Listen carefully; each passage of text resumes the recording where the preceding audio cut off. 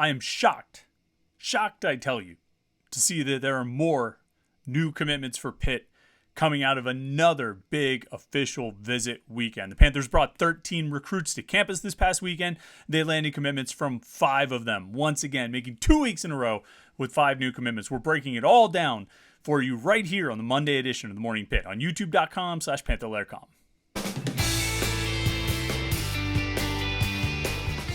All right, it's Monday here on the Morning Pitt, youtube.com/Panther-Lair.com. I'm Chris Peak from Panther-Lair.com. You see the website below. Don't click it. That's not a link.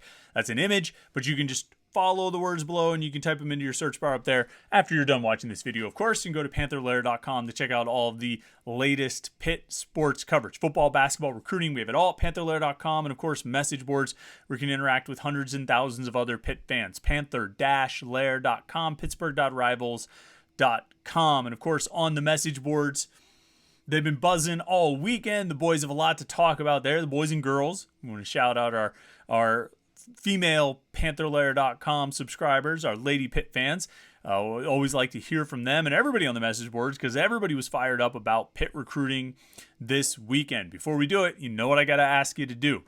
Like this video and subscribe to our YouTube channel. YouTube.com/Panther-Lair.com is where we put all our video content, these daily Morning Pitt videos, our weekly live show every Wednesday night at 8:30 p.m. and anything else we have video-wise around Pitt, we put it right here, youtube.com/Panther-Lair.com.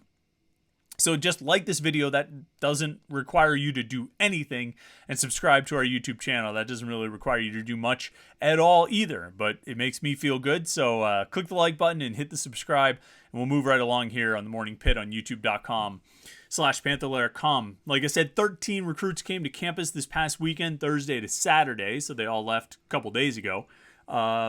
Of those 13, 5 of them were already committed when they arrived. That leaves 8 potential targets, and Pitt landed 5 of them. That's pretty impressive. Going 5 out of 8, after getting 5 commitments last weekend, it's a continuation of what we talked about last week, and we talked about it last week on a couple of different episodes in the Morning Pitt. They are just rolling in recruiting right now. And I was down at another one of Pitt's prospect camps yesterday. And I talked about this on last Monday's edition of the Morning Pitt.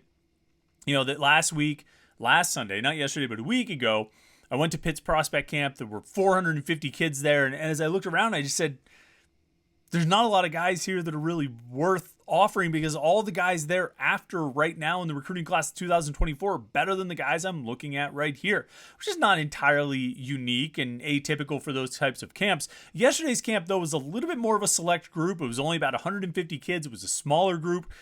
And, the type of collection of talent that often can produce new offers, particularly for rising seniors. And as I'm standing there watching, I'll see a kid that looks interesting, say, he's intriguing. Do a little research and find out he's a 2024 kid. He's a linebacker, a defensive back, or an offensive lineman, defensive lineman. And I'll look at him and I'll say, that kid looks like he might be able to play. But then I'll think about the linebackers or the DBs or the O linemen or the D linemen that Pitt's actually involved with in the recruiting class of 2024. And I say, he's not better than any of them. He's not, these guys I'm looking at on the field right now competing and trying to earn offers are not better than the guys that Pitt has commitments from. And they're not better than the guys that Pitt is, there's the commitments and then there's sort of that next tier of guys, their top targets, 3 or 5 guys at each position, whatever it is that they're working on. These guys I'm looking at the camp are not better. And I only bring that up because in the past, that wouldn't be the case. In the past, there'd be legitimate offer candidates there, and guys you would look at and you say, well, man, they might offer this guy. I don't know. This guy seems to be a rising star. Or they might need to keep an eye on this guy. But they're recruiting so well that it's a different kind of, it's a different situation altogether. This year, it's a totally different setup, and I think this is one of the, not to get too far ahead of ourselves. It's only June 12th, and we'll see how many commitments stick. Guys are obviously going to decommit. There's going to be a few of those, and we'll see how everything sort of shakes out when we get to July and when we get to August and when we get to September. But this is as good as it's been. I really think so, and I think we can dig deeper and do comparisons and try and figure out this or that. But I don't think they've had a better run through June than they've had already so far. And the next time me or Jim Hammett or any of us from Panther-Lair.com try and tell you that it's going to be a quiet weekend, or they're not going to get many commitments, or they've already got so many commits, they're not going to, probably not going to be much happens here, just tell us to shut up, because we don't know what we're talking about. They've gotten 5 commitments each of these last 2 weekends, and I don't think, I think Jim and I both said that, on the first official visit weekend, set the over-under at 5.5, and we both took the under. This past weekend, I think we thought 3 or fewer. Really didn't expect many guys because they came into the weekend with 16 commitments, and they end up grabbing another 5. And they're now, the recruiting class sits at 21 total commitments. 17 of them have been announced. 4 guys still sort of sitting quietly on their commitments. They committed to Pitt, committed to Pat Narduzzi. Pat Narduzzi tweeted about it, but the recruits haven't announced it themselves. So we kind of just sit back and wait for that announcement to come. A brief aside on that part of the process and that particular topic, because it's been discussed on the message boards, and it can be frustrating to wait. And I would say the first thing I would say, it's not unique to this year's class. Last year's class did this quite a bit. Guys would take their official visit. They would commit on Sunday, on the final day of their official visit, and they might not announce until the following Tuesday or the following Friday. Lamar Seymour waited more than a month. BJ Williams waited a month. Jordan Bass committed in like early mid-June and didn't announce until, I think, September 1st. Daniel Carter, 5 years ago, committed on his June official visit and didn't announce until the night of the ACC championship game when Pitt was playing Clemson in Charlotte.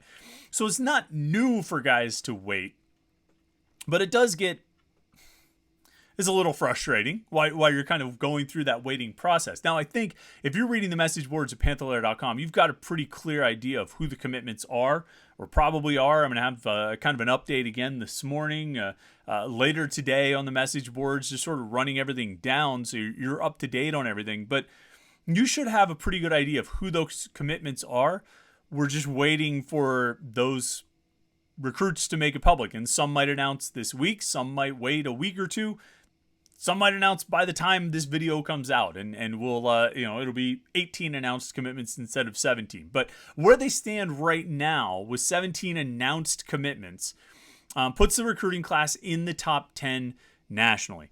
And I bring that up, for a few reasons. For one, there is a matter of volume. Volume is going to help the class because rivals and their team ranking setup is a cumulative point system where you get points for every recruit you get a commitment from.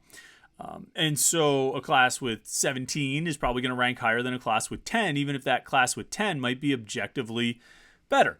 Example. So Pitt is the number 9 recruiting class as of Sunday night. Number 9 recruiting class in the country with 17 announced commitments. 2 of them are 4 stars. 15 are 3 stars. Florida is 6 spots lower in the rankings. They only have 8 commitments, but of those 8, 1 is a 5-star and 5 are 4 stars. Now you tell me what's a better class just in terms of the stars. Is it the class that has 17 commitments and only 2 or 4 stars, or the class that has 8 commitments, but 1's a 5-star and 5 are 4 stars? Arkansas has 10 commitments and they have 8 of the 10 are 4-star recruits. South Carolina is the number 18 recruiting class in the country. 9 commitments, 8 of them are 4 stars. Alabama's number 19 in the recruiting rankings right now. You think that's going to last? And that's kind of probably the ultimate point, is that these things will balance themselves out. Pitt is unlikely to finish with a top 10 recruiting class in the country. Alabama is unlikely to finish, at number 19. They've got 8 commitments right now. 1 is a 5-star and 6 are 4 stars. They have an average star ranking of 4 stars per commitment. That's quite a bit better than Pitt's average star ranking of 3.12, almost a full star better. So volume does play into that ranking. However, there is something to be said for the quality of this class so far. And the guy I would point to right off the bat when talking about the quality is a guy who announced yesterday from the first official visit weekend. He committed during the first official visit weekend, and he announced his commitment yesterday, and he's offensive lineman Caleb Holmes. Caleb Holmes is a 3-star offensive line prospect, an interior line prospect from Creekside High School in Fairburn, Georgia. He's a 5.7 3-star, 5.7 on the Rivals rating scale. That's the highest possible 3-star. 5.8 moves into 4-star territory. Caleb Holmes has an offer sheet and a highlight film that looks like that of a 4-star prospect. He has offers from Auburn, Boston College, Cincinnati, Florida State, Georgia Tech, LSU, Louisville, Maryland, Mississippi State, Missouri, Oklahoma, and UCF. That's a good offer sheet. And I think his film backs it up. He looks like a really good interior offensive line prospect. And quite frankly, I think he's one of the biggest commitments Pitt has gotten in this class so far. He's not the highest rated. Jasir Whittington and Day Farmer are both 4-star prospects, 5.8 4-star prospects, but Holmes is right behind them. And I think Holmes has a legitimate chance to move into that 4-star territory as well. I think he's got one of the best offer sheets. I think he's got one of the best tapes. And I think he is probably underrated as a 3-star. I think most other recruiting services you're going to find will have him in that 4-star territory. He's really good. A really good offensive line prospect. And for as much as we've talked, and I think we've talked a number of times about the offensive line recruiting and how they need to, get just higher caliber of prospects, more guys like Ryan Baer. Well, that's what Caleb Holmes is. I think Holmes fits into that mold of a high-end offensive line prospect. And Pitt got his commitment. I mean, they got his commitment last week, but he announced it yesterday. And it's recruits like that they're going to, I think they've got some other really good prospects in this class. I think they're in line to land some other big-time recruits that'll, raise the profile of this class. And I think this class has a legitimate chance, of being a top 25 recruiting class, potentially a top 20 recruiting class, depending on A, the other guys they add to it, and B, if any of these guys get reevaluations. If Caleb Holmes gets a reevaluation and moves into the 4-star territory. If, Francis Brew or, maybe some of the DBs get a reevaluation and move into a 4-star territory, or some of the guys who haven't announced their commitments yet or haven't even committed at all yet. I think there are targets out there, particularly in the last couple of, in these 2 visit weekends, that Pitt's in really good shape with. If they land them, it's going to boost their recruiting class. One other note on the quantity factor when it comes to these team recruiting rankings. In an effort to balance some of the, like I say, it's a cumulative points system. And so, I think the Rivals analysts and people who designed the team recruiting ranking system understood that if there's a school that signs 25 guys, they're going to have an advantage over the school that signs 15, even if the school that signs 15 has a bunch of 5-stars and 4-stars, and the school that signs 25 only has 2 stars. There's sort of they didn't want it to overfavor the schools that signed a ton of guys. And so what they do with the cumulative recruiting rankings, the cumulative point system, it cuts off at your top 20 recruits. So Pitt, they have 21 commitments. When all these guys get announced and they're sitting there with 21, and if they add a couple more, they're 23, whatever it is, 24, only the top 20 from the class will count in the team recruiting rankings as a way to sort of standardize it and remove at least a little bit of the advantage of just signing a ton of kids and bumping up in the team recruiting rankings as a result. So, we'll keep an eye on that. So, when you look at the recruiting class as it stands right now, there's 17 announced recruits. A bunch of them are 5.5 rated 3-stars. So that's the bottom end of the 3-star ranking. And as I say, there's 17. If they get 4 more guys committed and they're all better than 5.5s, then one of those guys is going to bounce out. Or at least he's not going to count against the team recruiting rankings. And so we'll keep an eye on that as well. The more guys they get who are rated higher than 5.5 3-stars, the more it's going to bump out some of those guys who are at the bottom of the class rankings-wise and ratings-wise. So that'll be something to keep an eye on. But Caleb Holmes, I think, is a huge signing for Pitt, or a huge commitment for Pitt. They're going to have to work fairly hard over the next 6 months and a week or so to hold on to him. I don't think schools like Auburn and Florida State are going to back off. It's going to be a battle for him all the way through to the end. He might even get new offers in the process. He's a really good offensive line prospect and the kind of guy that they needed to land. And then the other 2 commitments that got announced this weekend, and they came from this weekend's official visits, are defensive backs. And those 2 defensive backs who committed, they both announced, one announced yesterday, one announced Saturday. Nigel Maynard from Tennessee and Chasen Johnson from Florida. Both announced, they both committed on the official visit. They both committed on Saturday. Maynard announced later in the day on Saturday, and Johnson announced yesterday. And 2 more defensive backs. So now you've got a class with 1, 2, 3, 4, 5 defensive backs who have announced, and you've still got 4 outstanding unannounced commitments, at least 1 or 2 of which might be a defensive back as well. So you're looking at a big defensive back class here, and I think we'll probably talk about it more as the as the week goes on. We'll probably get into defensive back recruiting and how many they're going to take in this class, whether they're ever going to stop or if they're just going to try and get every defensive back in the country, and why they might be trying to take such a big DB class. But when it comes to Maynard and Johnson, both guys fit the mold of what Pitt has been doing. 6 foot, 6'1", right in that 170 to 180 range. Weight-wise, corners who could play safety, safeties who could play corner, guys who will come in and start at corner and potentially move to safety. And it's the same thing with almost all of these guys, where they're bringing them in. They'll start them off at corner, and if safety's a better fit, they'll move to safety. And I think this recruiting class of incoming freshmen has guys that fit that mold. Shadarian Harrison's going to start at corner, but he can move to safety. And I think this 2024 class, these guys are going into their senior year of high school, fit that mold as well. Almost all of them. I mean, Alan Bryant, Davion Pritchard. I mean, these guys all, plus Maynard and Johnson, who committed this weekend, they all could play corner and, potentially move to safety or play nickel or do anything like that.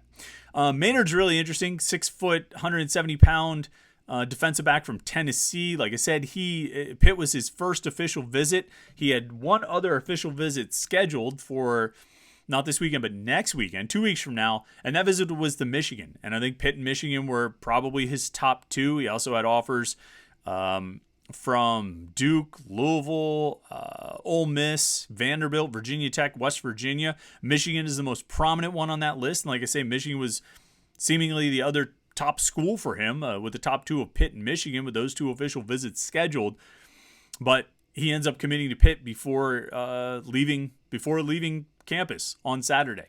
I think that's a pretty good pickup. And then Johnson from Florida, a guy who, I'm trying to check his official visit list. He took an official visit to South Carolina. He was looking to take an official visit to West Virginia. The West Virginia visit is off. He also had offers from Florida State, Illinois, Indiana, Iowa State, Louisville, Missouri, Oregon State, and West Virginia. I really think sometimes with DBs and D linemen, I think there's so much appealing about Pitt for players at that position. And I think we talked about this last week, and we've talked about it a number of times you take your pick of which angle has the most impact. The coaching staff, I think defensive linemen naturally want to play for Charlie Partridge. That's understandable. We interviewed Francis Brew and Jasir Whittington, 2 guys who were already committed defensive linemen. They came in on their official visits this past weekend, spent the whole weekend with Partridge. Couldn't say enough good things about him. And I think for defensive backs, Archie Collins and Corey Sanders are 2 really good secondary coaches. 2 guys that I'm sort of surprised that they're both still here. I wouldn't be surprised to see one or both of those guys get, coordinator jobs in the next year or 2. And I think they've had opportunities to go other places, maybe not to be coordinators, although probably, at a non-Power 5 level, they've probably had those opportunities. But I think they've had opportunities to go to other schools and coach the secondary. And they've ended up staying at Pitt. And I think those 2 guys, I think, are a draw for defensive back recruits. In addition to the system, the defense, the way it plays, we've talked about this a lot of times. If you're a defensive back and you go to Pitt, you're going to have an opportunity to show what you can do. The way the defense plays, you either can do it or you can't, because there's nowhere to hide. You know what I mean? You're not gonna hide out there if you're a corner playing in Pitt's defense. You're gonna show what you can do, and it might be good and it might be bad, but it's gonna be on tape. And I think there is probably a feeling among NFL scouts of, if you can do it in Pitt's defense, if you can hang in there and not quit football, then you just might be a player. And so you get all these guys getting drafted, and you can look at the guys who are in the NFL right now from Pitt and all the the success that they're having. You can look at the coaching staff with those particular position coaches and the relationships they have there. And then the overall success of the team. 20 wins over the last 2 years, ACC championship, Heisman Trophy finalist, Biletnikoff Award winner, All-American defensive tackle, first-round draft pick defensive tackle, first-round draft pick quarterback, first-round draft pick wide receiver, even if he didn't come directly from Pitt, winning the Sun Bowl. I mean, all the things that Pitt has done in the last couple of years, I think it's paying off right now. And certainly that helped land Nigel Maynard and Jason Johnson, but I think it has contributed to all of the momentum that's going on right now. We talked about it last week. We had a whole episode about why is Pitt recruiting so well right now, and it didn't slow down. It carried right through the weekend, and now they're at 21 commitments for the class of 2024, and sitting on a class that, even without all 21 announced, is a top 10 recruiting class right now. Which, is it going to finish as a top 10 recruiting class? No. But is it a bad thing to be a top 10 recruiting class, middle of June? No, definitely not. So, should be an interesting week. We'll see which other, like I said, there's still 4 commitments that have not been announced yet. So, we'll see which one of those guys, or 2 or 3, or all 4 of those guys, see when they announce. So, we'll be keeping an eye on that. And, of course, we'll have all the latest information on the message boards at Panther-Lair.com. Panther-Lair.com, Pittsburgh.rivals.com. Go check it out for all the Pitt sports news, football, basketball, and recruiting. And before you go, like this video and subscribe to our YouTube channel, youtube.com/Panther-Lair.com. Can't thank you enough for doing that. Hope you had a great weekend. It was certainly a busy one. We had lots of Pitt news and information to cover. Well, I'm sure that's not going to slow down at all here over the next couple of weeks as we move through the rest of June. So stay tuned to Panther-Lair.com. Stay tuned right here at youtube.com/Panther-Lair.com. Have a great Monday and a great start to the week. We'll catch up with you tomorrow for the Morning Pitt on youtube.com/Panther-Lair.com.